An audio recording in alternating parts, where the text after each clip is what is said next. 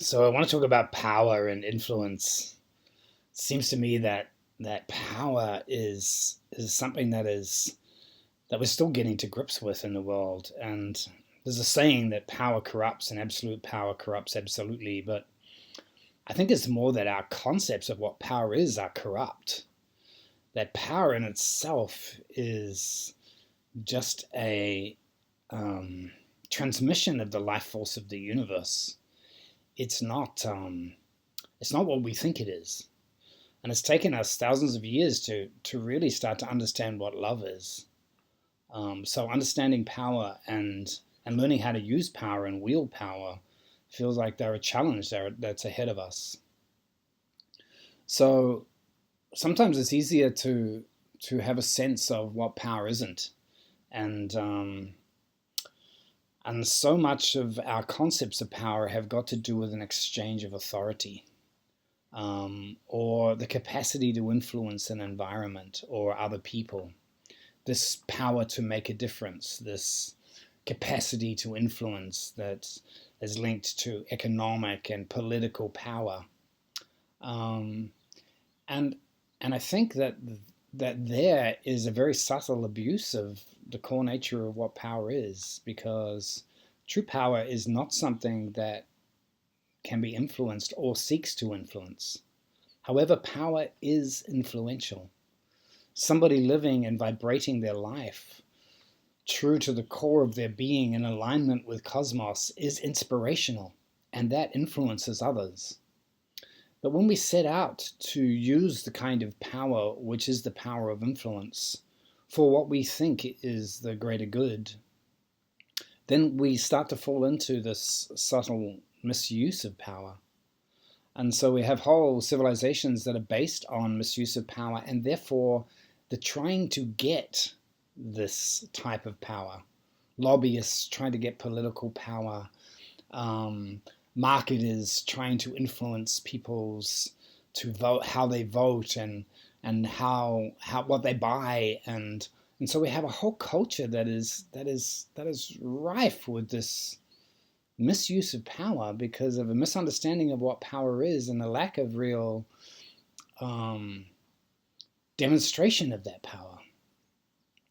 So personality power is very different from soul power, and sort of the preliminary to really understanding power is connecting with the soul, connecting with the love principle, the Christ principle, or the deep consciousness principle in each person. And so once the soul is fully contacted, the soul is love. It's not the personality doing loving acts. The personality can do love, but the soul is love. Its core nature is love.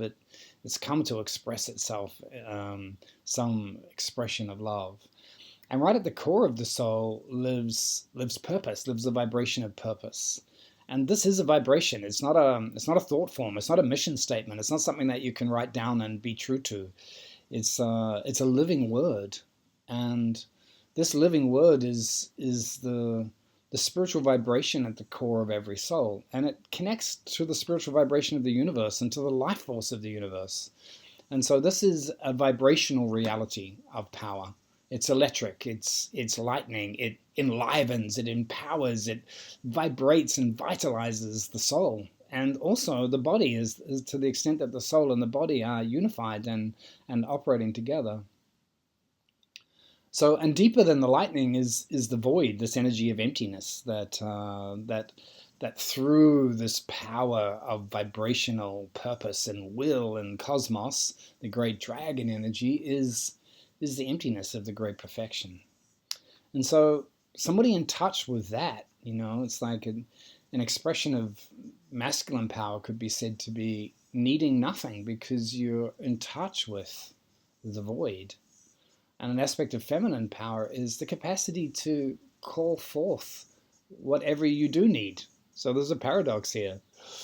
The masculine needs nothing, and the feminine can call forth everything because she is everything. So this dance of everything and nothing between the masculine and feminine generates true power, and they generate inside the being someone um, who needs nothing. but is already full, and in that fullness wants to flow out into the world. So this fullness, which is power, is very different from this idea of power being something that you can obtain, or something that you can lose, or something that you can use or misuse. So power itself just is. It just is. It lives at the core of every person and everything, and it's mostly unrevealed to us. So when we do not have connection with that, then we seek to have power. And when we seek to have power, we begin this subtle abusive process. And it's there at the level of mind. Every time we try to influence somebody else's beliefs, it seems like the motive can be really good. Well, let's, tell them the right beliefs, the better beliefs, the scientifically proven beliefs. But as soon as you try to influence somebody else's beliefs, you're already subtly misusing power. To help somebody think for themselves, to give them information so that they can formulate for themselves the belief systems that are right for them, that encourages the sovereignty of the soul. And the sovereignty of the soul in the mind is the self-choosing. It's more subtle at the level of emotions. Often we have people with great capacity to influence others' feelings, to tap into the zeitgeist, to arouse everybody with courage or hope or empowerment or anger, or these are great emotional feelings.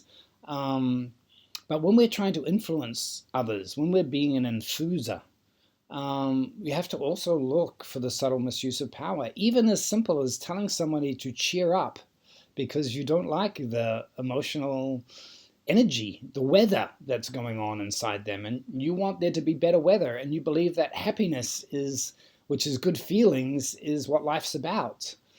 But my experience of that is that all feelings are valid, and I often spend a lot of time in non-happy feelings, depression, sadness, rage.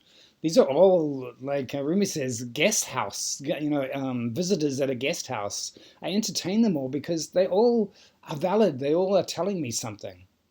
And also transpersonally, often it's my depression that informs me of the state of the world and the unhappiness of people around me and the plight of the oceans and the rainforests. My joy and my bliss tells me about the natural state of the universe. But we live in an emotional world.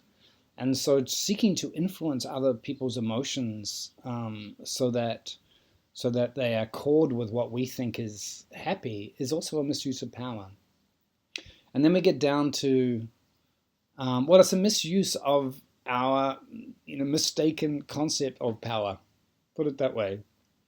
And then we get down to the sexual area. Oh my God, we're so deep in power over sexuality, in using seductive sexual energy, sex magic to get what we want in relationship to market with, and then financial influence, like using money to force other people to do what we want or make them do what we want under the guise of, it being in their own interest, and encouraging people to take on huge debts so that they'll be financially successful one day after a lifetime of slavery.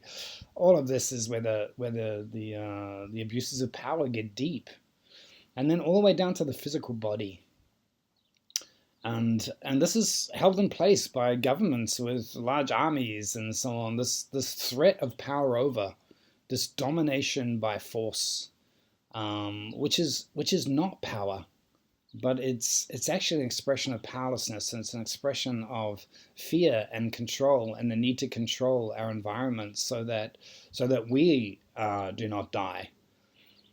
So this lack of fearlessness that drives all the way down to the base center and would cause us to covertly or overtly threaten others with our life force, with our financial energy, with our political energy, with our military might, in order to force them to do what we want them to do, with all of the reasons that we have for that, is again just a misuse of this false concept of what power is.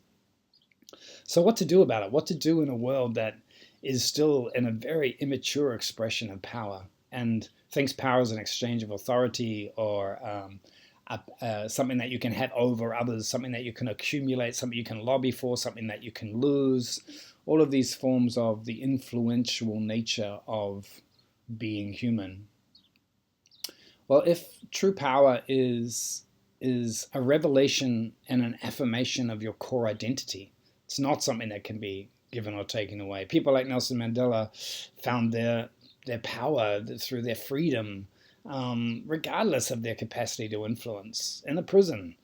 So power is not something that is discovered through accumulating things in the world. Power is something that's found in the inner journey, through going so deeply into the self, despite your environment, despite your circumstances, that you find what lives at the core of your being. And then you don't get busy trying to accumulate things, power, influence, money, so that you can live your purpose that will make you happy, even your soul purpose. Because your soul purpose is the source of your wealth and your health and your happiness and your achievement. If you can vibrate with the core of your being, then you will draw to you. Shakti will come to Shiva. She will draw to you the resources that you need to fulfill that purpose if you are true to it. So I want to say something about what can one do in this world. First of all, really opening to the soul, taking the soul initiation, feeling what it is to be alive as a human soul, and finding that vibration at the core of the soul, which is your purpose and your connection to purpose. And it's also your path to freedom, because through that door is also emptiness and needing nothing, wanting nothing, knowing you are part of this great perfection. Having said that, then the soul is also incarnate, and we're incarnate amongst other souls and on a planet, and there is a way that love wants to express itself in the world. So then you come from the realm of soul into mind, and this is where it's really important to think for yourself. It's really important to adopt those beliefs and choose the beliefs that you have and examine the beliefs that you have so that they're in alignment with this vibrating purpose at the core of your soul.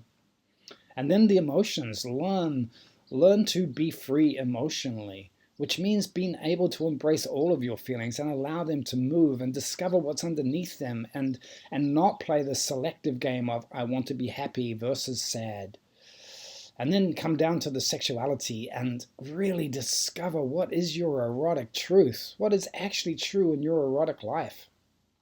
Not what you're fed by society, not this exchange of energy with another gender, but your own deep eros between the masculine and feminine inside you that generates life.